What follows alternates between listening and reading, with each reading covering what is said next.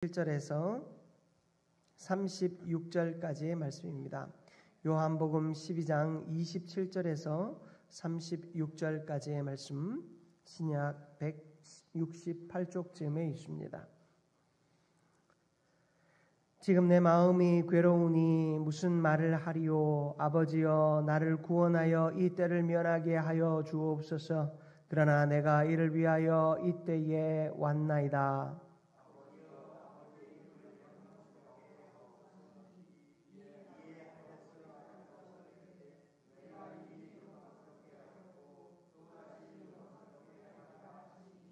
곁에 서서 들은 무리는 천둥이 울렸다고도 하며 또 어떤 이들은 천사가 그에게 말하였다고도 하니,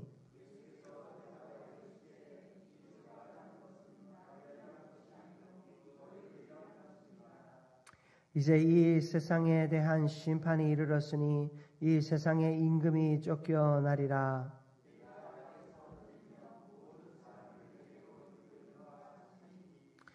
이렇게 말씀하심은 자기가 어떠한 죽음으로 죽을 것을 보이심이로라.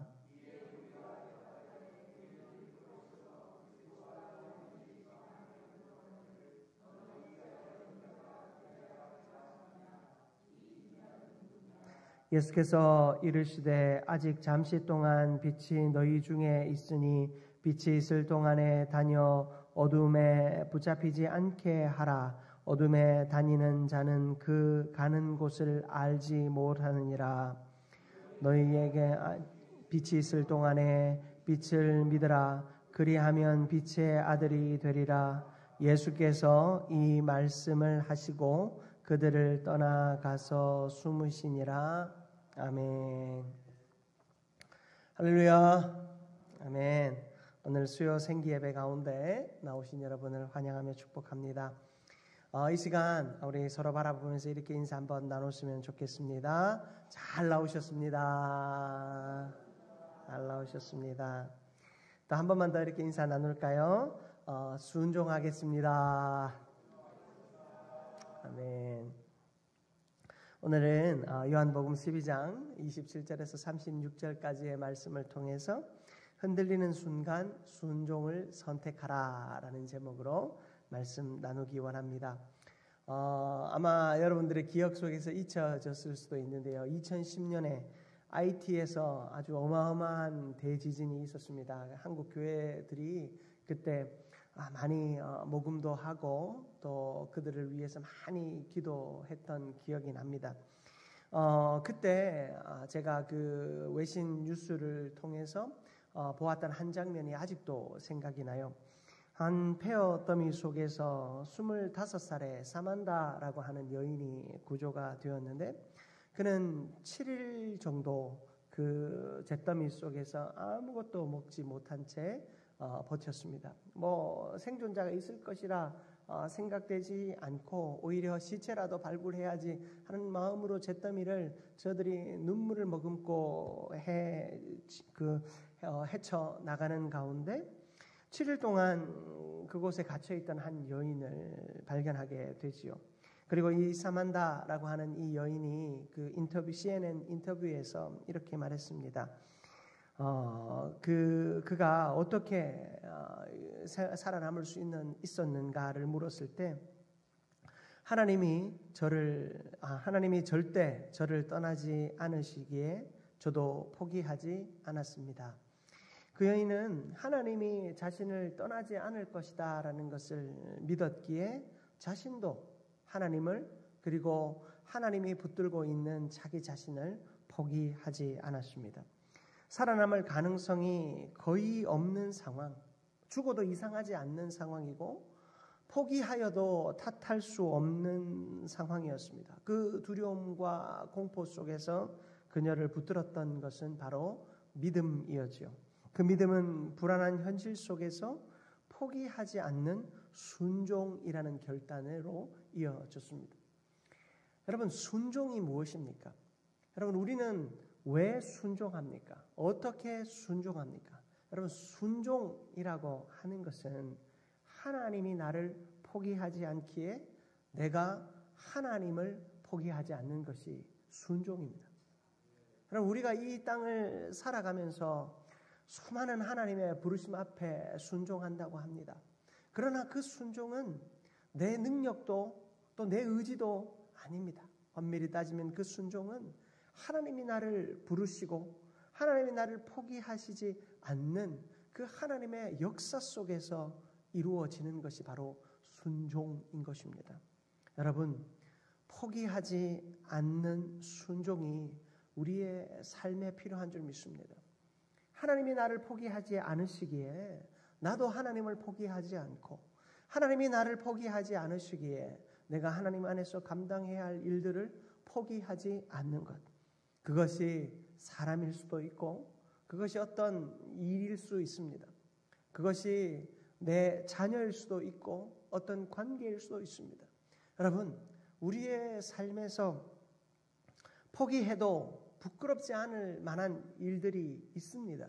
그러나 그 모든 일들 앞에서 하나님이 나를 포기하셨는가? 하나님이 또 그를 포기하시는가? 여러분, 그것만 헤아려 본다 할지라도 우리의 태도와 또 우리의 삶의 방향은 분명하게 세워질 줄 믿습니다. 여러분, 예수님께서도 오늘 본문 이 요한복음 12장에서 정말로 이 우리와 같은 이 자리에 서 있습니다.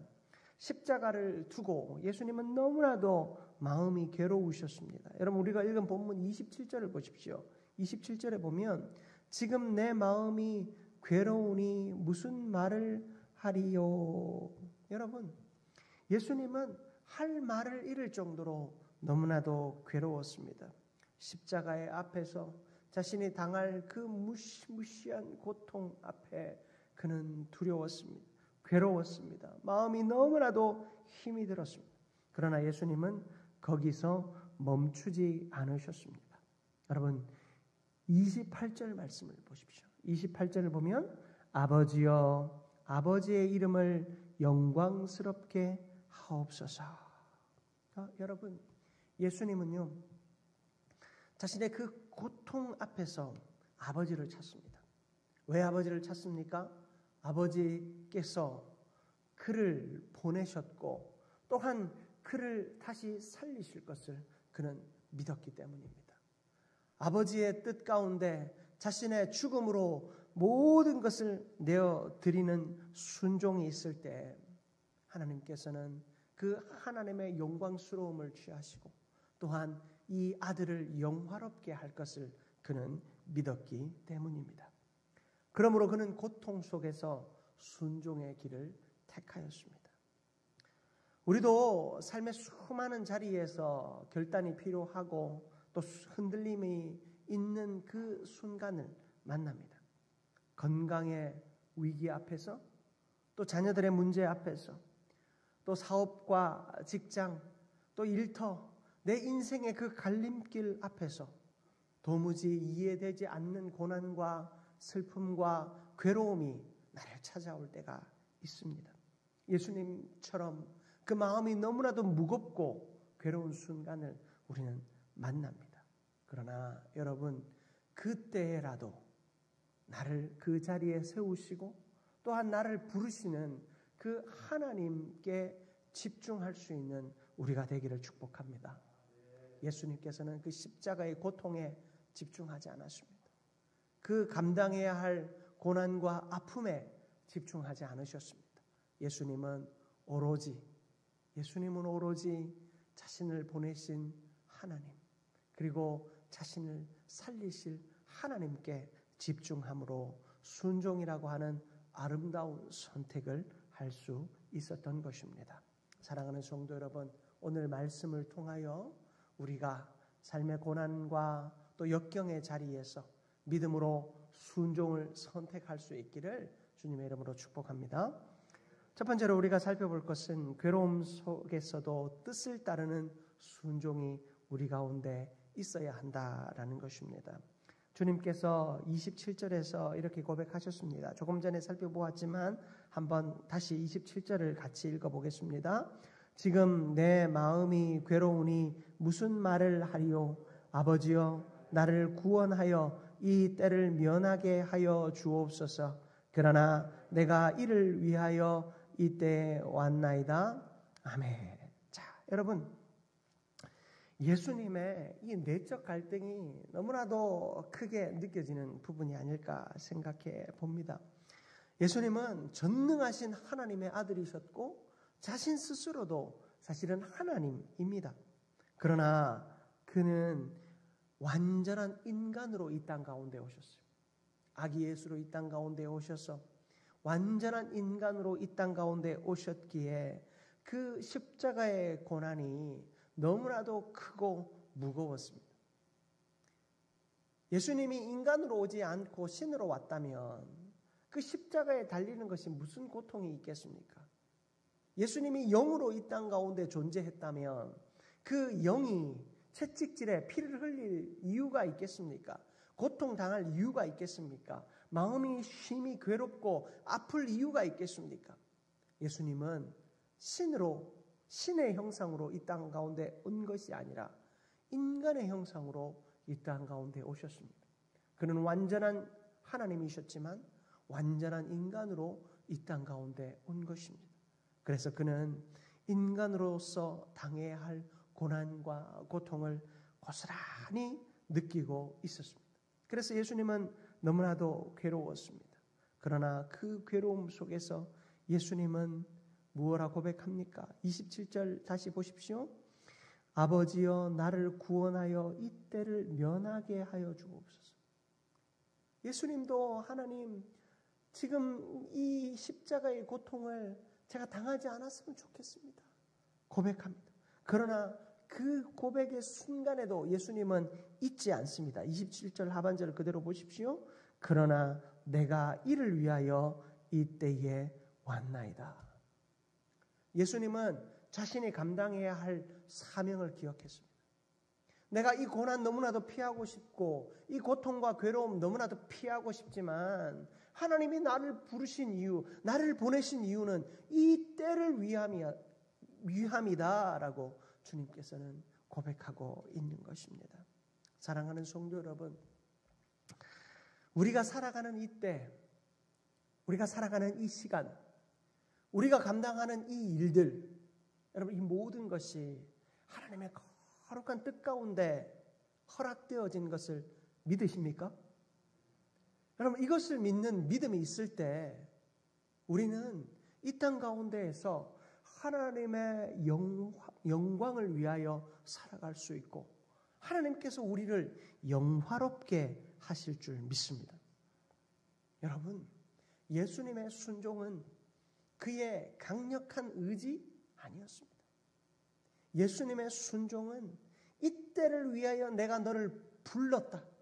이때를 위하여 내가 너를 이곳에 보내었다라고 하는 하나님의 거룩한 그 뜻을 깨달았기에 그는 순종할 수 있었습니다.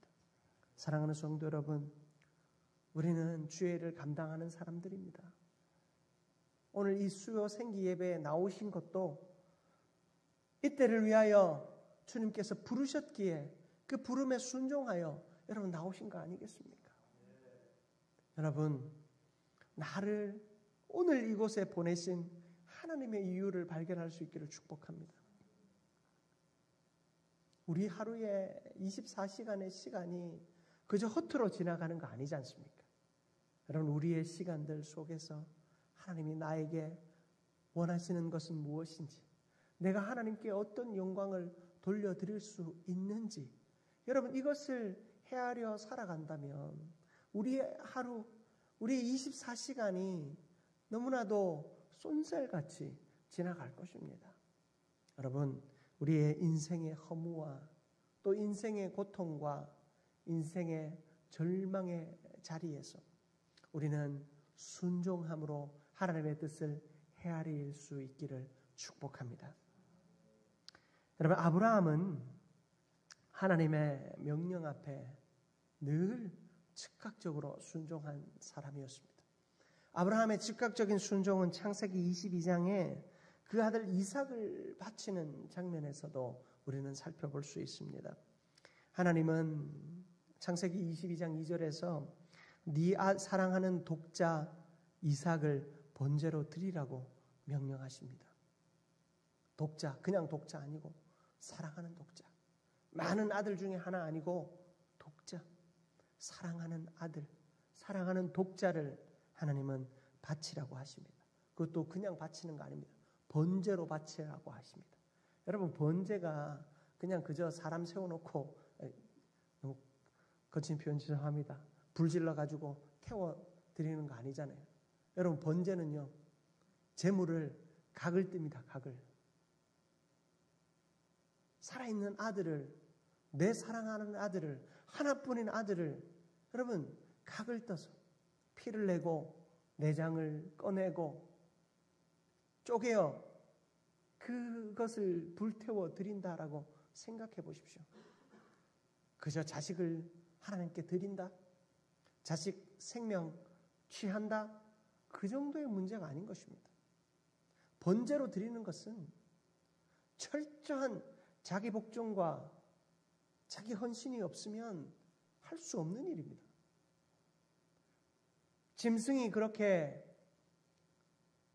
안수되어져서 내 죄가 전가되어지고 죄가 전가되어진 짐승을 각을 뜨는 장면을 보면서 사람들은 제사할 때 내가 저렇게 죽었어야 하는데 저 짐승이 저렇게 죽는구나를 바라보며 처절한 죽음의 공포와 죄의 문제를 직면하게 하셨어요. 아브라함이 바로 그러한 제사를 남이 아니라 자기 손으로 자식을 번제로 드려야 한다라는 것. 여러분, 어떤 부모가 여기에 순종할 수 있겠습니까? 이것은 말이 되지 않는 일이었습니다. 아브라함의 마음은 너무나도 괴로웠을 것입니다. 이게 그냥 주어진 아들입니까? 너무나도 간절히 기다렸고 태의 문이 완전히 닫힌 그 사라의 몸에서 하나님은 이 아이를 주셨습니다. 오랜 기다림 끝에 이스마엘이라고 하는 자기 아들도 하나님이 사라의 태를 통하여 주신 것이 아니기에 그 아이를 내쫓아가면서까지 얻은 아이가 바로 이삭이었습니다. 그는 인간적으로는 도무지 받아들일 수 없는 상황 앞에 놓였습니다. 그러나 아브라함은 어떤 선택을 합니까? 창세기 22장 3절에 보면 아브라함이 아침 일찍이 일어나라고 이야기하고 있습니다. 그는 아마도 일어났다라는 것은 잠에서 깨어난 것이 아닐 것입니다. 밤새 고민하고 잠들지 못했을 것입니다. 잠들지 못한 그가 아침 일찍 자리에서 일어났습니다. 그리고 그는 감정보다 하나님의 뜻을 신뢰하며 나아가셨습니다. 히브리서는 이 아브라함의 믿음을 훗날에 하나님께서 다시 살리실 것을 믿었다라고 표현하고 있습니다. 아브라함은 하나님을 믿었습니다. 여러분, 하나님이 아들을 달라 하셨습니다. 아브라함이 믿은 것은 하나님이었습니다. 하나님이 달라 하신다면 하나님의 거룩한 뜻과 섭리가 있을 것을 믿었습니다. 역사하실 하나님을 믿었습니다. 그 하나님을 믿었을 때 결국에 어떻게 되었습니까? 여러분, 하나님은 이미 이삭을 받을 것이 아니라 하나님이 받으실 재물을 그 곁에 준비해 두셨습니다. 그 재물을 하나님이 받으시고 아브라함의 믿음을 칭찬하셨습니다. 아브라함은 그 아들을 바치지 않았습니다. 그러나 하나님은 그 아들을 받으셨습니다. 여러분, 이것이 순종의 능력인 줄 믿습니다. 하나님이 우리에게 요청하는 것이 무엇입니까? 하나님이 나의 것을 뺏어가시는 것 같고 하나님이 나의 것을 다 가져가셔서 내가 너무 힘들고 괴로운 것 같아 보이지만 여러분, 하나님은 나의 것을 가져가시고자 하는 것이 아니라 나의 순종을 받으시는 분이신 줄 믿습니다. 그러므로 하나님 앞에 온전한 믿음으로 순종하는 우리 모두가 되기를 축복합니다. 여러분, 우리의 믿음의 자리가 때로는 고통스럽고 힘든 결단의 연속일 수 있습니다. 그러나 그곳에서 하나님은 우리를 고통스럽게 하기를 원치 않습니다. 하나님은 빨리 내가 순종하기를 원하십니다. 여러분, 내가 고통스럽지 않은 가장 빠른 비결은 빨리 순종하는 것입니다. 내가 순종을 미루고 있으면 계속해서 괴로울 뿐입니다. 아플 뿐입니다. 고통스러울 뿐입니다. 그러나 빠르게 순종할 때 여러분, 그 고통의 순간이 가장 짧아짐을 기억하십시오. 아브라함은 너무나도 지혜로웠습니다. 그는 가장 짧은 고통의 시간을 가졌습니다. 자신이 할 수 있는 최대한 빠른 속도로 하나님께 순종했습니다. 아브라함이 이삭을 기다리는 동안 얼마나 많은 세월을 기다렸습니까? 이스마엘을 낳는 그 선택을 할 정도로 그는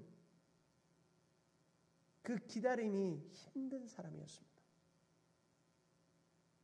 그는 그 마음을 어쩌면 헤아릴 수 있었는지 모르겠습니다. 하나님이 너무 오래 기다리시지 않도록 그는 곧바로 순종하였습니다. 사랑하는 성도 여러분, 이렇게 순종의 능력을 맛보며 순종의 열매를 하나님 안에서 온전히 누리게 될 수 있기를 주님의 이름으로 축복합니다. 두 번째로, 여러분, 빛이 있을 동안 믿고 우리는 순종해야 합니다. 여러분, 35절과 36절 말씀을 한번 보십시오. 35절에 보면 아직 잠시 동안 빛이 너희 중에 있으니 빛이 있을 동안에 다녀 어둠에 붙잡히지 않게 하라. 여러분, 아직 빛이 있을 동안에 라고 이야기할 때 이 빛은 누구를 말합니까? 예수 그리스도를 말씀하고 계신 것입니다. 예수님은 빛이 있을 동안에 그 빛을 믿어야 한다라고 말씀하고 있습니다. 예수님이 아직 살아계실 때 예수님을 믿는 믿음을 우리가 가져야 한다라고 이야기하시는 것입니다. 여러분, 믿고 순종할 수 있는 시간은 영원하지 않다라는 것을 기억하십시오. 우리 인생에 순종할 수 있을 때가 있습니다. 그러나 그 때가 영원하지는 않습니다. 요한계시록의 말씀을 보면 촛대를 옮기시는 주님의 그 일이 주어져 있습니다. 하나님께서 우리에게 사명을 주시고 그 사명을 감당할 수 있는 힘과 능력을 주시며 무엇보다도 그 사명 앞에 순종할 수 있는 믿음 주십니다. 그런데 우리가 그 순종을 차일 피를 미루고 있다면 여러분, 그때가 언제고 끝이 날 수 있음을 우리는 두려운 마음으로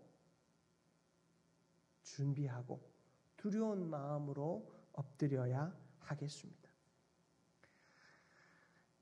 사도행전 16장에 보면 빌립보 간수의 이야기가 등장합니다. 바울과 실라가 밤새 하나님을 찬양할 수밖에 없었어요. 너무나도 고통스럽고 너무나도 괴로운 가운데 하나님을 찬양할 수밖에 없었어요. 찬양하는 그때 하나님께서 옥문을 여셨습니다. 옥을 진동시키시고 그 옥문을 열고 그 바울과 실라에게 잠겨있던 그 착고들이 다 풀려지게 되었어요. 빌립보 감옥의 간수는 옥문이 열려 있는 것을 보고 사람들이 다 도망갔다라고 생각했습니다. 사람들이 다 도망가면 간수가 죄수를 지키지 못하면 당시의 법으로는 그 간수가 죄수들의 죄의 몫을 할 수밖에 없어요.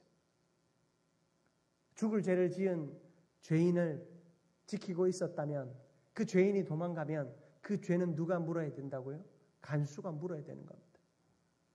그 간수는 그 자리에서 즉시 자결하려고 했습니다. 살아봐야 고통만 당하다가 죽으니 그저 그냥 이 자리에서 죽는 것이 낫겠다라고 생각했습니다. 그때 바울과 실라가 그를 향하여 외칩니다. 그러지 마. 우리 여기 있어. 아무도 나가지 않았어. 옥문이 다 열렸음에도 불구하고 아무도 나가지 않았던 것입니다. 바로 그 빌립보 간수는 바로 그때 하나님의 살아계심, 예수님의 살아계심을 깨닫게 됩니다. 사도행전 16장 33절에 보면 그 밤 그 시에 그들을 데려다가 즉시 그와 그 온 가족이 세례를 받음이라. 그는 지체하지 않았어요. 그 밤 그 시에 그를 데려갔습니다. 그 밤 그 시에 즉시 그들을 데려가서 온 가족이 세례를 받게 되었습니다. 빌립보 간수는 가족의 구원을 위하여 지체하지 않았습니다. 자신의 구원을 위하여 지체하지 않았습니다. 그는 지체하지 않고 부르심에 순종함으로 영원한 생명의 기회를 잡은 것입니다. 그런데 마태복음 25장에 보면 5 어리석은 처녀들의 이야기가 등장합니다. 신랑이 올 때를 준비하며 기름을 미리 준비해야 합니다. 언제 올지 모르니 여유롭게 그 등불을 밝힐 기름을 준비했어야 합니다. 그러나 이 여인들은 기름을 넉넉하게 준비하지 않으므로 신랑이 오는 것이 지체되자 그 등불이 꺼져버렸습니다. 신랑이 와서 잔치가 벌어졌는데 이 여인들은 잔치에 참여할 수 없었습니다. 마태복음 25장 11절과 12절에 보면 우리를 위하여 열어달라 하거늘 대답하여 이르되 진실로 너희에게 이르노니 내가 너희를 알지 못하노라. 순종하지 않았던 여인들은 주님이 내가 너희를 알지 못하노라 말씀하셨습니다. 빛이 있을 때 준비하지 않은 자의 최후는 닫힌 문 밖에 서 있는 일입니다. 사랑하는 성도 여러분, 순종은 미룰 수 있는 일이 아닙니다. 하나님이 나를 부르고 나를 사용한다 하실 때 즉각적으로 순종할 수 있는 우리가 되기를 축복합니다. 미루지 마십시오. 미루지 마십시오. 미루지 마십시오. 말씀을 좀 마무리하기 원합니다. 사랑하는 성도 여러분, 우리는 신앙의 자리에서 결단의 때가 있고 또 어떤 고난과 고통 앞에서 망설여지고 또 흔들리는 순간들을 만납니다. 예수님은 그 괴로운 마음 앞에서 그 괴로운 문제의 마음을 빼앗기지 않았습니다. 예수님은 오로지 자신을 보내시고 이날 이때를 위하여 지금 이 순간을 위하여 나를 보내신 아버지께 집중하셨습니다. 그리고 아버지께 자신의 모든 것을 맡겨드리고 순종의 길을 택하셨습니다. 사랑하는 성도 여러분, 우리 역시 마찬가지입니다. 나의 길을 아버지께 맡기십시오. 나의 삶을 아버지께 맡기십시오. 그리고 나를 그 부르시는 부르심 앞에 순종하시기 바랍니다. 여러분, 이 기회가 아무 때고 찾아오는 것이 아닙니다. 이 기회가 언제까지일 수 없습니다. 미루지 마십시오. 지금이 가장 위대한 때이고 지금이 가장 하나님이 기뻐하시는 때인 줄 믿습니다. 빨리 순종해야 여러분 고통스럽지 않습니다. 빨리 순종해야 여러분 고난의 시간이 가장 짧아집니다. 여러분, 주님께서 우리를 부르셔서 그 역사를 이루시기를 원하십니다. 그 역사 앞에 순종함으로 그 뜻을 함께 이루어가는, 그리고 내 삶 속에서 그 하나님의 역사가 날마다 이루어지는 은혜가 있기를 주님의 이름으로 축복합니다.